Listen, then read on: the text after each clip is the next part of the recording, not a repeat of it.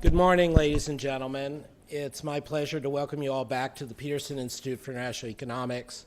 It's been our privilege to support and encourage high-level discussion of policy issues, particularly every year in the run-up to the IMF and World Bank fall and spring meetings.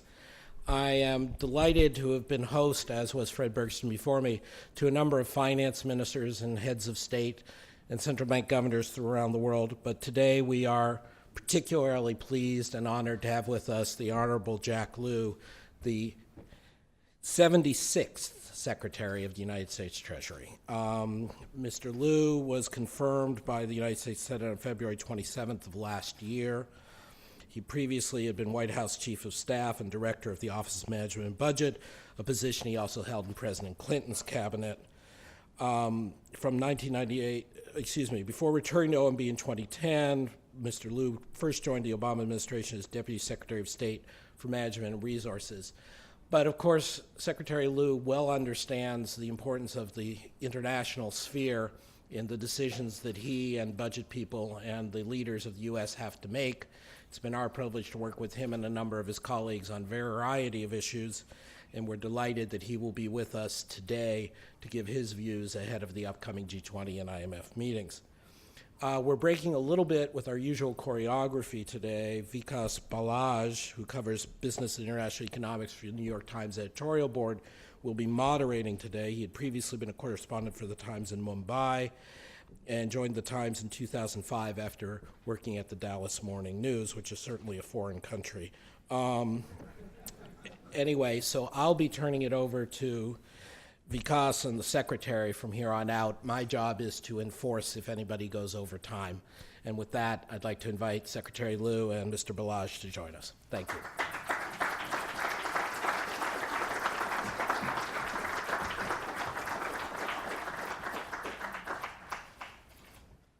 Well, Mr. Secretary, thank you for doing this. I guess let's start with your recent trip to the G20.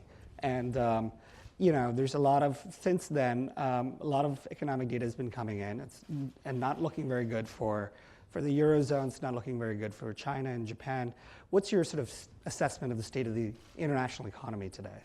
First, let me thank Adam Posen and the Peterson Institute for hosting this morning, and thank you, Vikas, for joining in this conversation. Let me start with the United States. Even since the G20 meeting, we've seen continuing signs of a strengthening U.S. economy.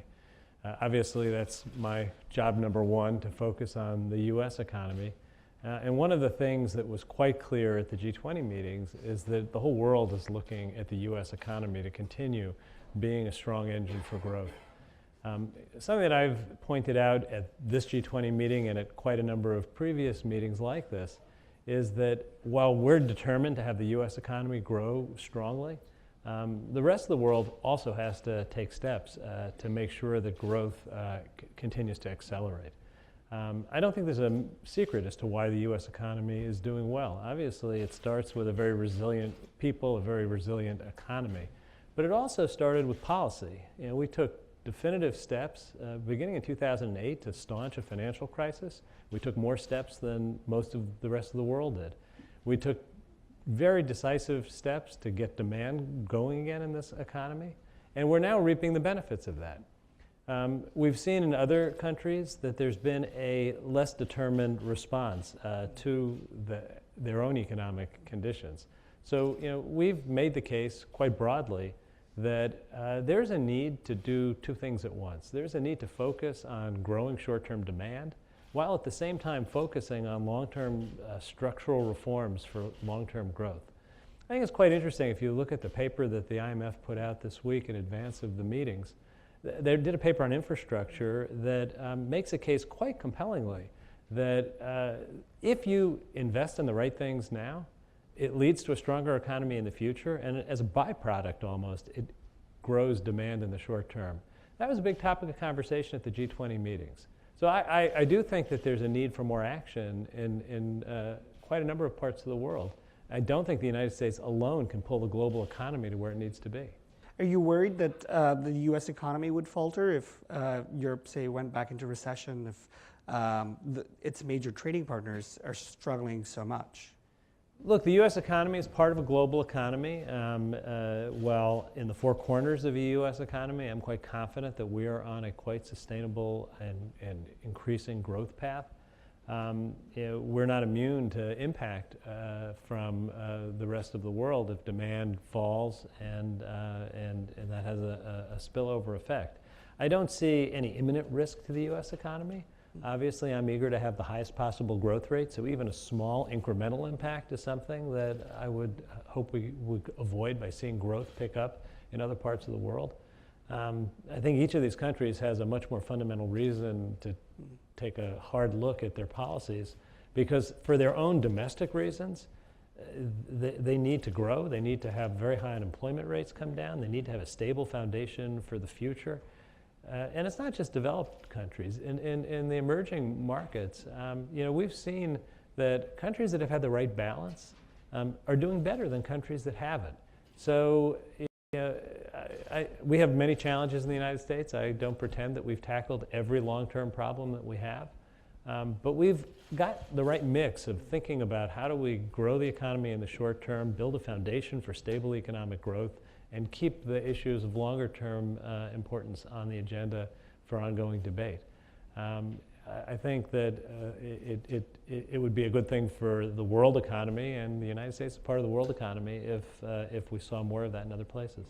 Well, some argue that at the moment, then it's perhaps in the interest of the American policy community to see a strong dollar and just to see weaker currencies elsewhere in the world to help do that, just what you said, to bring the rest of the world up with it.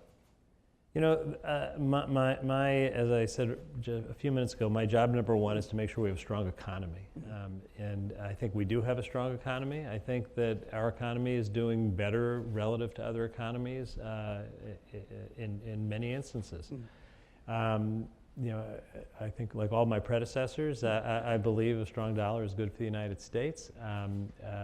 But I believe, first and foremost, what we have to focus on is the fundamentals of the U.S. economy. And for me, that means not just saying, well, we've come a long way since 2008. It's what do we do to build a foundation that helps us lift the economy as we go forward. And the President spoke to that last week by kind of restating what are many of the fundamental priorities. And again, it's not rocket science. I mean, it's things that most of us in this country know, is that if we invest in infrastructure, if we invest in our people and education and training, if we invest in research, we are going to continue to be the most vibrant economy. I think other countries are realizing that they need that mix as well as they look at labor forces that need to be expanded. They need to bring people into the labor force, and they need to have the infrastructure for stable long-term economic growth. But do you feel that message is carrying over to Congress? I mean, do you expect that Congress would be interested in passing more infrastructure spending, doing the kinds of things that you and the President want to do? I actually think there's broad bipartisan interest in doing more on infrastructure. I've gone through infrastructure debates over the last 3-4 decades many times, and it goes back and forth who's most aggressively pro-infrastructure, Republicans or Democrats. It's never been a partisan issue. What's challenging is how to pay for it and how to break through gridlock. The President has proposed something that I believe is the right way to get this done. It's to take two problems on at the same time. It's to deal with a broken business tax code and infrastructure by doing business tax reform, taking the one-time revenues that come in a transition to new provisions, use that as a large down payment for an infrastructure investment program. I think our business community knows that those are the two things that they tell us most often they need to have a strong future for the U.S. economy. If we were to add a third, it would be immigration reform. And these are all issues on which I think there's a bipartisan, kind of an emerging bipartisan view. You look at the President's outline for business tax reform, it overlaps 70–80% with the plans put out by congressional leaders of both parties. You look at the interest in funding infrastructure, strong views on both sides. Even immigration reform, I believe that there's a majority in Congress that knows it's the right thing to do and wants to do it. I will always remain an optimist that our system of government is the best in the world, and when people know the right thing to do and the people know it's the right thing to do, we can ultimately get it done. So I can tell you this president is going to spend the next 2+ years working every day to get these things accomplished, and I'm going to be there trying to get it done with him. Do you worry that if in the midterms the predictions, the current predictions come true, that your job will be much harder? You know, I'm not going to comment on the elections. One of the great things about being Treasury Secretary is to take a step back from politics. You know, I don't think there's ever a 2-year period where the American people send their elected officials to Washington with anything but instructions to get their work done and to do what we need to do to make this a stronger country. And I believe that the next 2 years offer potential for us to get a lot of important things done. Well, later this week we have the IMF and the World Bank annual meetings. I know one of the things that a lot of members of the IMF are interested in is seeing the IMF reform process being completed. What's your view and prediction on when that might happen in Congress? Well, I share their sense of urgency. It is important for the U.S. and the world economy for the IMF reforms to be ratified. The President considers it a matter of utmost importance and has made that clear to congressional leaders. You know, I think we actually have gotten to a point in the conversation with Congress where there is a broader understanding of why it's important. You know, the situation in the world today where we see the various tensions, where U.S. leadership is more and more called for, having the U.S. play a leadership role in the IMF like we have since the end of World War II is critically important. And these reforms are designed to bolster that role and to carry it forward. The alternative is that you weaken the U.S. role, and that would be a very bad thing geopolitically as well as economically. I think there's a fairly broad understanding in Congress of the importance of it. You know, it's always been a hard vote. That's not something that's new to the last 2 years. I remember it was a hard vote in the 1990s and earlier in 2009. The challenge is going to be to get it to a place where we can work together to find a way to get it through, and I think that it's very important that we make every effort to get it done in this lame duck session. Speaking of the IMF, yesterday the IMF put out a statement saying that they're supporting changes in sovereign contracts, sovereign debt contracts, as a response to what happened in the Argentina case. What's the U.S. position on this, and how important do you think these changes are to the financial system, global financial system? Going forward, we have made clear that we think it's very important that there be commonly used contract provisions that eliminate any ambiguity and uncertainty in financial transactions.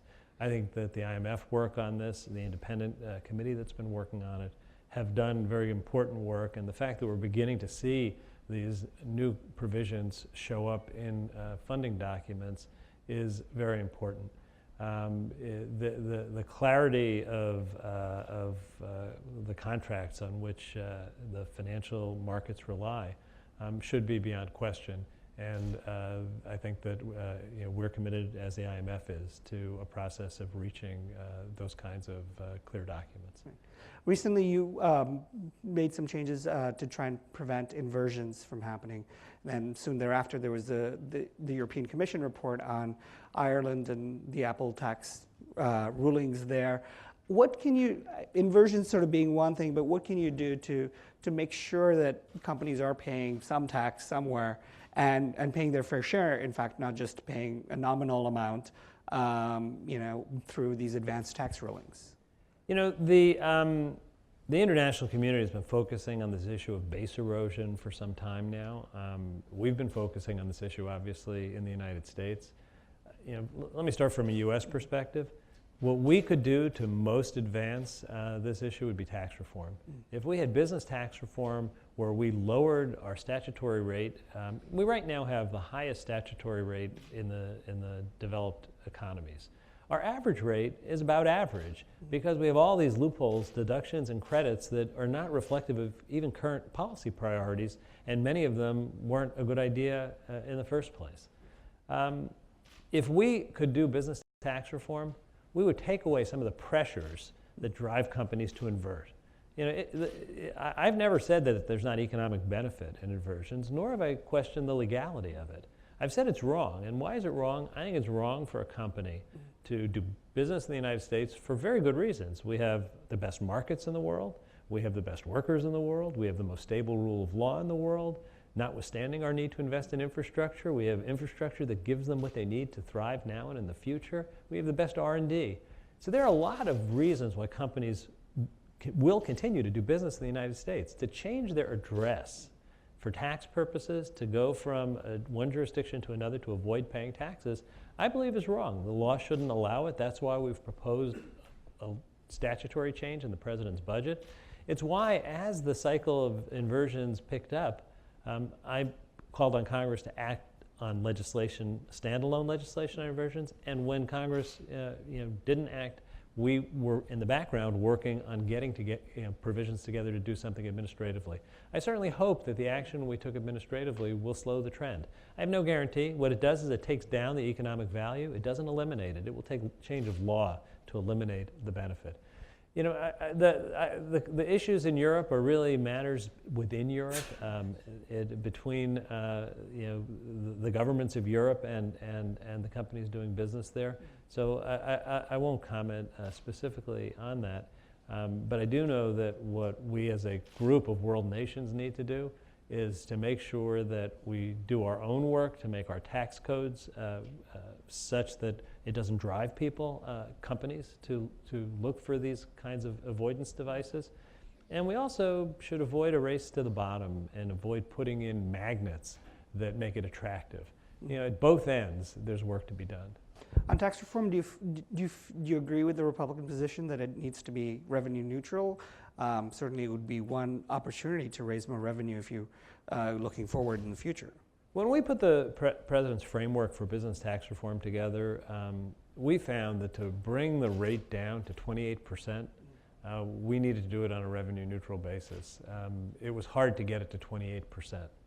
And the President's budget proposed not losing any revenue in tax reform. I think that's a very important principle, and it gets a little technical because the question of when you lose the money actually matters. In the first 10 years or over the life of the tax provisions. We've taken the view that business tax reform has to be revenue neutral over its life. Mm-hmm. And that means you can't get one-time revenues in the first 10 years that make it look revenue neutral, and then when you look over 20 or 30 years, it loses a lot of revenue. That's exactly what gives us the one-time savings that we can use for infrastructure. You really have two choices if you want to have truly revenue neutral tax reform. You can either spend money on one-time things, which infrastructure is a perfect example, or you can reduce the deficit, both of which are legitimate policy objectives. What I don't think is an acceptable outcome is to use the one-time savings to artificially lower the rates to an unsustainable level so that over the life of the new tax provisions, there's a loss of revenue. I think we have some time for questions. My colleague will manage the questions, just to be clear. We have Jessica up front with the traveling mic. I guess we don't have a standing mic in back. When you're recognized, please identify yourself, and please make it a question, not a speech. Gentleman in the blue tie.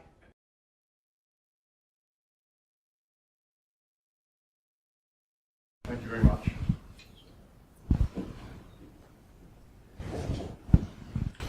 I can just ask the question if that's satisfactory. Yeah, go ahead. Secretary, thank you for joining us this morning.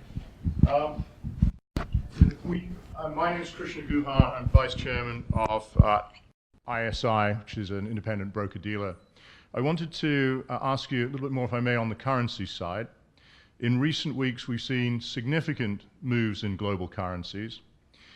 Some of these are the result of the divergence in the underlying economies between the US and, for instance, the Eurozone and Japan. But we've also seen policymakers, in particular in Europe, really make quite explicit calls that in their view, it's appropriate that their currency should depreciate against the US dollar. Are you comfortable with that? And do you believe that as long as other policymakers restrict their policy actions to domestic assets and don't get engaged in, for instance, unsterilized currency intervention, then that is acceptable within the rules of the game in a G7, G20 context? In the context of the G7 and the G20, we've had many discussions on this, and the G7 principles that were agreed to 2 years ago, February, that the right formula is domestic tools for domestic purposes, is one that we continue to believe is right, and the nations of the world continue to articulate support for. I think that it is wrong to get into exchange rate competition for the purpose of promoting advantage one over the other. On the other hand, we have called on many countries in the world to take decisive action to get their economies to grow. And the language that was agreed to in the G7 meetings at the beginning of 2013, I think was the right formula, and it's one that we should all stick to. Over there. Hello, I'm Phil Suddle from Tudor Investment Corporation. If you don't mind, I'll follow up with the other exchange rate question, which is China. For a long time, the US has held a position, at least as I understand it, that China's currency needs to appreciate further. I'd be interested in an update in your thinking on that matter. Well, I think we've been very clear. We continue to believe that there's a need for appreciation in the RMB. There's been progress since 2010, no doubt, but there's still undervalued. There's space for more appreciation and a need for policies that let the RMB get set at a market level without intervention and without the kinds of pressures that we've seen in the past. At the Strategic and Economic Dialogues in July in Beijing, we had very good discussions on this. I think we made some significant progress on a conceptual basis where there was an agreement to limit interventions, and there was an agreement that China would go through the process of beginning to come within the IMF transparency protocols. I think both of those need to go to the next step. We need to see an end to interventions on any kind of a routine basis. And we need to see the move for more transparency. I think that our message on that has been entirely consistent really for many years now. As we've seen some progress, we've tried to recognize that, the widening of the RMB trading band to really to deal with some shocks from external transactions that were coming into China's economy is something that we saw as a move to permit more market determination of their currency. We now have to see the follow-through. We were not as pleased when we saw interventions in the spring, where it appeared to us to be driving down the exchange rate. Over the last couple of months, that has subsided. This is not a question of going back and forth. What we need to see is a sustained path where China really moves to a much more market-determined exchange rate. Now, I believe that's in China's interest. China has great ambitions as a world economic power. They want the RMB to be a much more accepted worldwide currency. And this is one of the prerequisites that they're going to have to meet. So while we think it's very important in terms of maintaining a fair environment for trade, it is also something that I believe is in their long-term interest. And I'm very hopeful that we'll continue to make progress on. Here in the second row. Then move back. Fred Bergston from the Peterson Institute. Thank you for joining us this morning. Another China-related question. The Chinese have now begun planning the creation of an Asian infrastructure investment bank. They and the other BRICS are creating a BRICS bank, the new bank. Do you regard these as challenges to the international economic order that you talked about, that the U.S. helped create, has championed, and led for so long? Do you think that the difficulty that you described in getting congressional support for IMF reform is adding to the impetus for other countries to look to alternative international institutions? And a specific question, as I understand it, the Chinese have invited the U.S. to join the Asian Infrastructure Investment Bank from the outset. If that's correct, what's going to be your response? Good to see you here in the Fred Bergston room.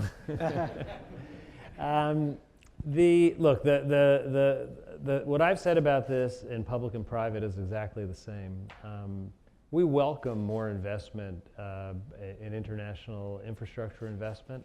We think that there are a lot of established international financial agreements and institutions that provide ample opportunity to do that. And we've said that if there are going to be new approaches, the critical question is, do they follow the same kinds of practices that are working to help economies grow and to maintain strong and stable foundations? So for example, will they follow the same kinds of considerations in terms of sustainability to the countries that they're lending to? Do they have the same kinds of considerations with regard to environmental and labor issues? Is it going to be something that becomes a competitive financial window with lower terms that make it easier and then drive down the quality of investment? To me, those are the core issues. I've made those points clear in bilateral conversations. I've made it clear in multilateral conversations. And I think the challenge for any of these enterprises is going to be to meet that standard. And I certainly hope that the countries that are choosing to participate are asking the same kinds of questions that we're asking. With regard to our leadership in the IMF, it is very important. I do believe that that it's something that Congress should think of in geopolitical as well as economic terms. And I actually don't think that it's just with regard to competing institutions. It's even with regard to influence within the existing institutions. And I've made that case, and I think it would be an enormous mistake for Congress to let the year end in a world where we need to have greater, not lesser, U.S. influence, and have the failure to act on IMF reform be evidence of a U.S. withdrawing and ceding to others.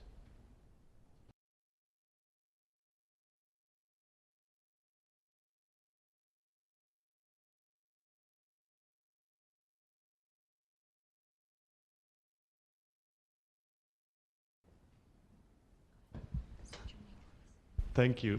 Good morning, Mr. Secretary. I'm Gonzalo Garcia from the Embassy of Spain. After the continuing resolution that the President signed into law a couple of weeks ago, how do you assess the prospects for a big or a complete budgetary law in December when this resolution expires? Thank you. I think you have to take a step back and look how far we've come. We've more than cut the U.S. deficit in half. We're on a path now for the rest of this decade to have sustainable levels of federal finance. We still have more work to do in the long term. There are issues that lay over the horizon. But the urgency that we had in 09, 10, 11 is different because we've taken a lot of action. We've done quite a lot to reduce spending. We've increased revenue. We haven't done everything. Frankly, I think it's a good thing for the fiscal debates to take a little bit of a backseat and to simmer down because emotions were a little bit too high to make the kind of progress that we ultimately need to make in a collaborative, bipartisan way. I also think it's important to remember that in the area of healthcare, which is 18% of our economy and the factor that drives long-term spending concerns, we've made enormous progress reducing the rate of growth of healthcare costs in this country. We're seeing the lowest rates of increase in 50 years. I believe it's due in part to the measures that were enacted in the Affordable Care Act. And I think we don't know yet fully what the impact of the substantial change that we've made in our healthcare system is going to have in the long term. So I actually think it's advantageous to let things settle in a bit before we make the kinds of dramatic changes, assuming that the world is the way it was in 2008, which it's not. I do hope we can have continued bipartisan agreement on the basics. What we saw change in the last year is October 1st was the beginning of our fiscal year. It was an undramatic day. We didn't have a discussion about a government shutdown. You didn't hear concerns about U.S. defaulting on its debt. We need to have a sustained long period where we take that drama out of it because frankly, it wasn't good for the U.S. or the global economy. I'm very hopeful that we'll be able to continue on the kind of track we're on. and continue to make progress on meeting the challenges where I believe there's the basis for making real bipartisan progress. We have time for one more question over here.